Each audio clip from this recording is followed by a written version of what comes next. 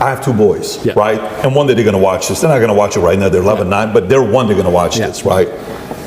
And in school, you know, I'll go and the kids that are, you know, 11, 12, 13, they're like, you Andrew Tate, you know, how was that interview? Oh my God. So 11-year-old kids are watching these types of content, by the way. That's pretty wild where they're at. But here's a question about brothers. There's a lot of brothers out there. As a father, there's certain principles I'm teaching them, okay? One, if you can speak from the idea of how your bond was built based on a man, your father, Emery, injecting certain values and principles on the two of you. You guys better do this. I don't want to see this. And then which part of the code did you guys create? Because there's friendship, but there's brotherhood. There's a very different story. Absolutely. How was that developed? Yeah, so my father, and I have endless stories about my father. A lot of people who dislike me would call him an extremist. I don't think he was an extremist. I truly believe I had the best father on the planet. And from a very young age, he made it clear. He said, look, you're Tates and you're going to have enemies. You're going to have people who are against you. Your best bet is to be a team. So whenever me and Tristan would fight, which happened, we got put in a room together. And we had to sit in that room, and my dad would say 3 hours or 4 hours in silence. He'd sit us down in the room, here, looking at each other, and say, if I hear a noise, I'm starting the time again. And we'd have to just, imagine, you know, when you're a kid and you fight and you're furious and you're so mad, and then you end up sitting across from the person you hate. Silent. Because if you make a noise, Dad gets mad. And Dad's outside, right? So just sit there, 2 hours, don't make a noise. We had to stare at each other. And over time, we thought, every time Dad was home, we just stopped fighting because it wasn't worth it sitting in this isolation, weird, silent stare thing. Because that's what happened on repeat. It happened like 5 times and we just stopped fighting. We'd fight all the time when Mom was home, and when Dad would come home, we'd literally just look at each other like truce. Like, we don't want to sit and do this thing we had to do. So we became a team, and then I think it evolved from there because there's always been a hierarchy. I am the older brother, I'm the bigger brother. He does respect me for that. We both have opinions, but you know, it can be vetoed by me in the end. And we have our specific roles. My specific role is I'm the one who takes the most action. I'm the one who over worries. I believe, especially in business and many other things, I say it to all my staff. I say react fast, react early. Like panic early. Like panic now. I don't believe in waiting for things. It's just not who I am. I can give you a million different examples. If my email processor, this happened just before my cancellation, said, oh, we'll put your account under review. You'll have an answer in 72 hours. As soon as I get that email, within 3 minutes, I'm like, get a new one. Get a new one. I've never waited for anything in my life and it worked. I've never waited and it worked out fine. Ever. Every time it's your canceled, every time it's your deleted, every time I'm like, no, get a new one now. Just get a new one. I need today's email out, get a new one. We can't get a new one, no, accept us, build one. So in a day we built our own. Like I'm the panic fast and early guy. Tristan's the complete opposite, and that makes us a perfect synergy, and I super need him and I need his energy. Especially in jail, man. He was fantastic in jail. He was like, Andrew, I'm like, what? He goes, if when you were 18, they told you could be one of the richest, most famous men on earth, with street cred in every single city that knows how to speak English, all you had to do was sit in jail for 2 months. Would you have taken it? I was like, yeah. He goes, and what the fuck do you care for? It's like, true. I would have taken that. He goes, I know he used to say that, what kind of man hasn't been to jail? That's what he's saying. He used to say, what kind of man hasn't been to jail? He loved jail. He was loving it all the time. He goes, what kind of man hasn't been to jail? Of course I've been to jail. I'm Tristan Tate. Of course I go to jail. Like he didn't care. And his energy was amazing to tap into. But we both understand that neither of us could be us without the other one's polar. And that's why we live together. That's why we'll always live together. I've had a lot of like women try and say, why do you still live with your brother? Why don't you want to live with me? And I try and explain to them that, 1, I don't think I can be my most competitive without him. 2, I'm most emotionally stable with him. I like the idea. I'm most competitive with him. I'm my best version of me. If it doesn't matter if I have to go into a fight, doesn't matter if I have to run a business, I'm better with Tristan by my side than I would be by myself.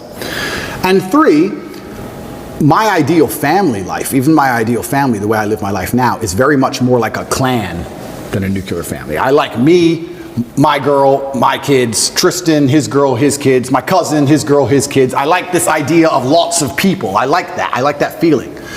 So girls say to me, well, you don't want a family. Like, no, I want a family bigger than you want. I just don't want to just sit with you. I want a lot of people around me, and I think it's better for that, and I think it's better for the children especially also. I think they enjoy it more. But yeah, I've got the best brother on the planet. I truly do. And this is why I'm saying some of our best days of our lives are in jail. I was going to ask you that. You guys live here in this compound. It's an amazing place. I was going to ask you, you kind of just answered it, but you foresee yourself living with your brother the rest of your life? 1,000%. 1,000%. I can't imagine not wanting to live with Tristan. If you want privacy, you have privacy, right? We have a big house. So it is what it is. You're on one wing, yeah, he's it on is, the other it is wing. what it is. But I can't imagine him not being around. If there's a problem, I just shout his name, or I just can't imagine it. And I know I'm my best self. Also, there's the overall male competition, the masculine competition that exists between us and between all men.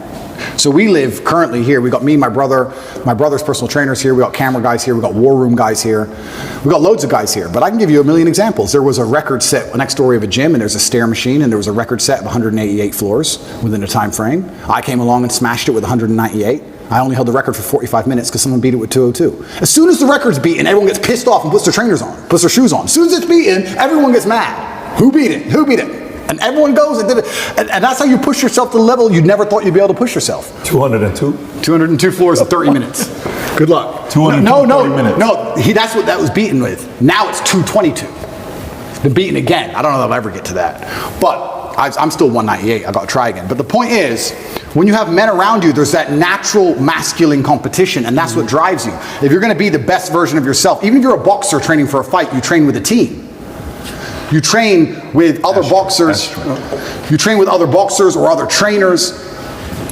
If you're on a football team, you're pushed by your team. I think life should be the same, right? Imagine you took the normal average man and you moved him into a house of 5 people, and you had a philosopher and a fitness expert and a hypnotist, whatever it was. That will make him a more competitive person overall, because he's trying to compete with all the other people who are on his level. You don't want to take bitch position. So I don't like the idea of my life without masculine competition. That's why I'll always live with my brother. And if you met a girl one day who says, Tate, I want to have your babies, live with you, but it's kind of weird that your brother's here, what would you say to her? Yeah, a few of them have said that.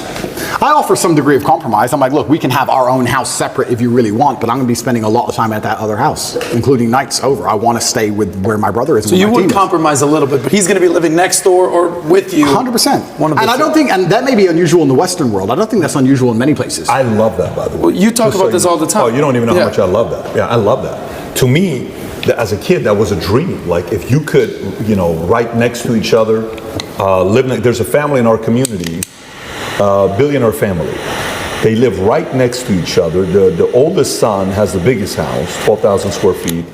Then the youngest son has the second biggest house, 8,000 square feet. And the parents live in a 6,000 square foot house right next to each other. Absolutely. Okay? The 2 boys have 4 kids. The 8 kids are always together. Absolutely. What a great environment. Absolutely. It's a dream environment. Absolutely.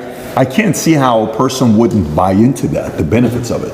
And there's also benefits to the relationship, because I think you have a better relationship with your woman if she can go and talk with other women and be with women, and I'm with guys, and then you're together sometimes and you can split it up. It's better for everybody. This whole idea of just man, woman, boom, child bang, I understand where it's come from. I'm not saying it's all typically bad, but I do think that in those scenarios, there's a lot of men who are particularly miserable, particularly men especially. And the idea of a clan and having that team around you, I love that. I wouldn't live any other way. I love living that way. Well, being born and raised in Miami, there's a lot of Latin culture there. Yep. And, the American friends, they just move out, move on their own. That's what they do. But in Latin culture, the abuela's living in the house, the family's living in there, the women are all kind of congregating together. It's a different world. We can also discuss it financially, right? If you're a man and a woman and you have 3 boys and they're, let's say, traditional, Western, whatever, they all go and pay 3 different rents and they all move in with their girlfriends and everyone's getting wrecked, right? If you all stay together and combine your income, you also do much better financially. This is how a lot of immigrants even survived, especially Muslim immigrants in England. I've heard you tell the story about that. Absolutely, yeah, they all stay together in one big house, they all pool their incomes. You have a bunch of people with average jobs and Ferraris on the drive. And then they buy the house they're in, then they buy another. You pool the incomes. If you all split and separate and just spread out, you're just paying all different rents, all different electricity bills, and you just go broke. You have to think of the last name and the generation and the clan as a whole. So yeah, I love the idea of living with my brother. I'll never live without him. And his woman can move in, of course. His kids can be around me, of course. I'm uncle. Why not? I have no problem with that. That's a dream.